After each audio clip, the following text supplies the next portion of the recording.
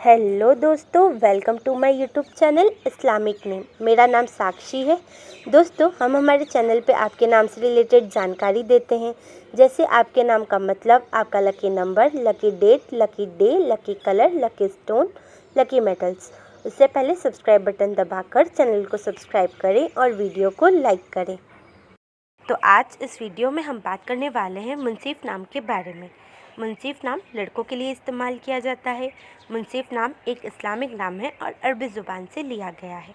मुंसीफ़ नाम का मतलब होता है जस्टिस, राइटियस, मतलब न्याय परायण। बात करें इनके लकी नंबर की, तो इनका लकी नंबर है 8, मतलब 8 नंबर मुंसीफ़ नाम के लोगों की ज़िंदगी में बहुत ही लकी साबित हो सकता है। बात करें इनके लकी दिन की, तो इनका लकी दिन है संडे एंड ट्यूसडे, मतलब रविवार और मंगलवार। बात करें इनके लकी कलर की, तो इनका लकी कलर है रेड एंड लाइट ग्रीन, मतलब लाल और हल्का हरा।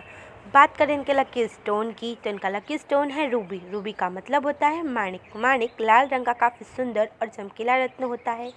मुंसीफ़ नाम के लोगों को माणिक रत्न बहुत ही सूट करेगा। बात करें इनके लकी मेटल्स की, तो इनका लकी मेटल है कॉपर, मतलब तांबा।